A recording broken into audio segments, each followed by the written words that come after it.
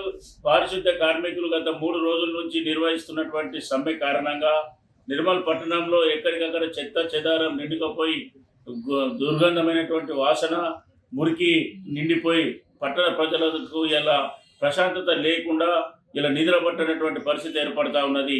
నిన్నటి వరకు మరి ఖజానా ఖాళీ చేసినటువంటి బీఆర్ఎస్ పార్టీ ఈరోజు మరి ఖజానా నింపుతానని చెప్పినటువంటి కాంగ్రెస్ పార్టీ ఇలా రాష్ట్ర 2 పార్టీలు ఈ ప్రభుత్వాలు విఫలమైన కారణంగానే ఇలా ప్రజా సమస్యలు అనేక రకాలుగా గాలి వదిలేయడం జరుగుతూ ఉన్నది. మరి దాంతోపాటు ఈరోజు ప్రతి నెల జీతాలు ఇవ్వలేనటువంటి పరిస్థితి వాళ్ళ మున్సిపాలిటీకి దాపురించింది. మరి మున్సిపాలిటీకి ఆదాయం లేదా అంటే ఇవాళ లక్షలాది కోట్ల రూపాయల ఆదాయం ఉన్నది. కేవలం కాంట్రాక్టులకు వాళ్ళకు సంబంధించినటువంటి బినామీలకు డబ్బులు లేపుకోవడానికి ప్రతి నెల వచ్చినటువంటి డబ్బులను మొట్టమొదటిసారిగా వాళ్ళు బిల్లులు లేపుకుంటున్నారు. వాళ్ళకి ఇచ్చేటువంటి జీతాలు ఇవ్వని కారణంగా ఈరోజు పారిశుద్ధ కార్మికులు రోడ్డున పడే పరిస్థితి ఏర్పడతా ఉన్నది.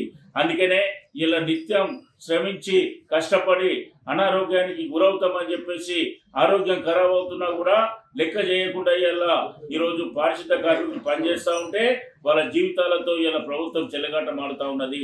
మరి ఇటువంటి పరిస్థితుల్లో వాళ్ళకి ఇవాళ 4 నెలల నుంచి జీతాలు లేని కారణంగా వాళ్ళు ఇవాళ సమ్మె చేసేటువంటి పరిస్థితి ఏర్పడ్డది. వెంటనే ప్రభుత్వం వాళ్ళ 4 నెలల జీతాలతో పాటు ప్రతి నెల జీతం ఇచ్చే విధంగా ప్రయత్నం చేయాలని చెప్పి భారతీయ జనతా పార్టీ డిమాండ్ చేస్తూ ఉన్నది. దాంతోపాటు రానున్న రోజుల్లో పారిశుద్ధ కార్మికులకు ఎటువంటి ఇబ్బందులు సమస్యలు తలెత్తకుండా వాటి ఇబ్బందులను మరి పునరావృతం కాకుండా చూడాల్సినటువంటి బాధ్యత ఈ స్థానిక ప్రభుత్వాల మీద ఉందని చెప్పేసి భారతీయ జనతా పార్టీ భావిస్తూ ఉన్నది. ఒకవేళ వెంటనే పారిశుద్ధ కార్మికులకు ఈ రుణాలు ఏవైతే మన జీతాలు ఇవ్వనట్లయితే భారతీయ జనతా పార్టీ వాళ్ళ తరఫున వారికి మద్దతుగా పోరాటం చేస్తుందని చెప్పి సందర్భంగా హెచ్చరించడం జరుగుతూ ఉంది.